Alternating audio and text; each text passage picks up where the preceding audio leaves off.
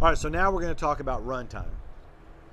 Runtime is directly related to the turnover of water. The rule of thumb, whether we have single speed pump or variable speed pump, the same foundation rule that we're trying to meet is we need to turn over or filter the entire body of water at least twice a day. This is called turnover. So we need 2 turnovers a day. When we had single speed pump, this was easily achieved because you turned the pump on, the pump was running at maximum speed, and ultimately when it was running at maximum speed, we could get 2 turnovers in a day.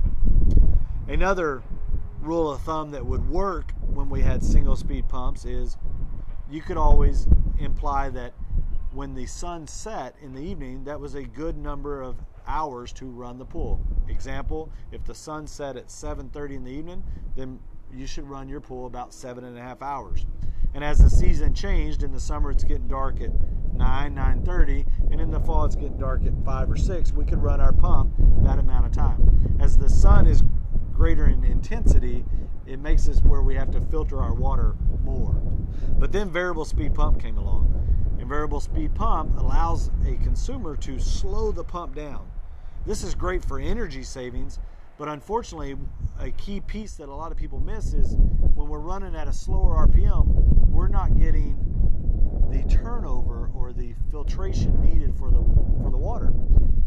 Some indications of lack of turnover or lack of filtration would be a little bit of greenness in the water, algae, cloudiness in the water.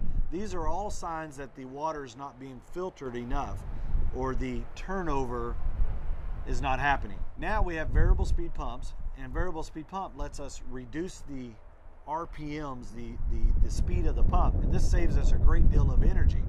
However, we still got to be conscious of we still need the turnover, the filtration.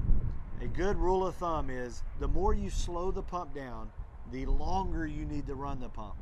And ultimately, looking at the water and seeing if it's how it looks is a great determination if we need to run our pump longer or slower. I encourage people to find the RPM of their choice and then play with the runtime, the length of runtime, and see what your results are. Variable speed pump.